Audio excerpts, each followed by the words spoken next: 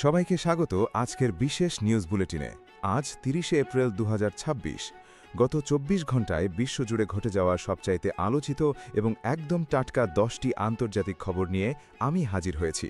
বিশেষ করে বাংলাদেশের মানুষের জন্য গুরুত্বপূর্ণ এবং তেল গ্যাসের দাম থেকে শুরু করে রাজনৈতিক অস্থিরতা সব মিলিয়ে আজকের সেরা ১০টি আপডেট চলুন দেখে নিই। ১. হরমুজ প্রণালীতে উত্তেজনা, মার্কিন অবরোধ ভাঙতে ইরানের ছায়াবহর। উৎস আল জাজিরা। ইরানের ওপর মার্কিন নৌ অবরোধ সত্ত্বেও তেহরান তাদের তেল রপ্তানি সচল রাখতে শ্যাডো ফ্লিট বা ছায়াবহ ব্যবহার করছে। ভুয়া পতাকা এবং ট্র্যাকিং সিস্টেম বন্ধ করে এই জাহাজগুলো হরমুজ প্রণালী দিয়ে চলাচল করছে। এর ফলে আন্তর্জাতিক বাজারে তেলের সরবরাহ নিয়ে অনিশ্চয়তা আরও বেড়েছে।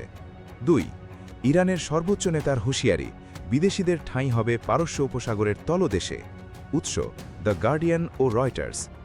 ইরানের সর্বোচ্চ নেতা মুজতাবা খামেনি এক কড়া বিবৃতিতে জানিয়েছেন, পারস্য উপসাগরে কোনো বিদেশি শক্তির উপস্থিতি সহ্য করা হবে না। তিনি মার্কিন হুমকিকে উপহাস করে বলেন, যারা দূর থেকে এসে অশান্তি সৃষ্টি করছে তাদের জায়গা হবে সমুদ্রের গভীরে। ৩. ট্রাম্পের কঠোর অবস্থান, ইরানের অবরোধ মাসের পর মাস চলবে। উৎস সিবিএস নিউজ।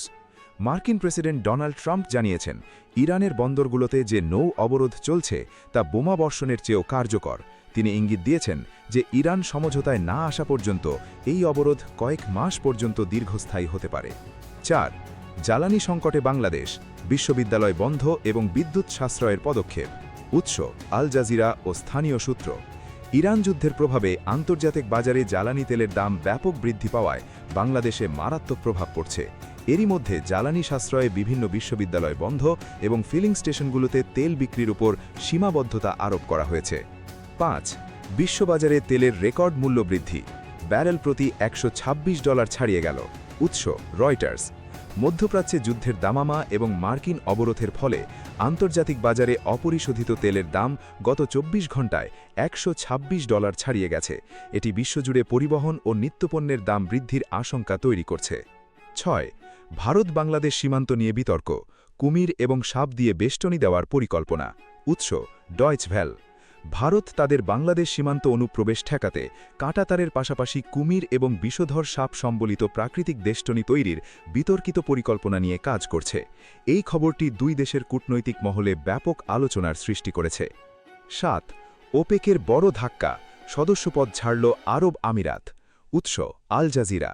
তেল উৎপাদনকারী দেশগুলোর সংগঠন ওপেক থেকে নিজেদের সরিয়ে নেওয়ার ঘোষণা দিয়েছে আরব আমিরাত।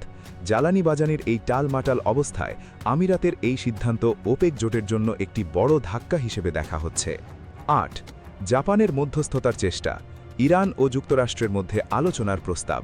উৎস রয়টার্স ও জাপান সরকার। জাপানের প্রধানমন্ত্রী তেহরানের সাথে টেলিফোন আলাপে ইরান মার্কিন আলোচনার মাধ্যমে একটি চূড়ান্ত চুক্তিতে পৌঁছানোর আহ্বান জানিয়েছেন। জাপান চাইছে হরমুজ প্রণালী দিয়ে তাদের বাণিজ্যিক জাহাজগুলোর নিরাপদ চলাচল নিশ্চিত করতে। ৯. ইউক্রেনের আক্রমণ, রাশিয়ার তেল শোধনাগারে অগ্নিকাণ্ড।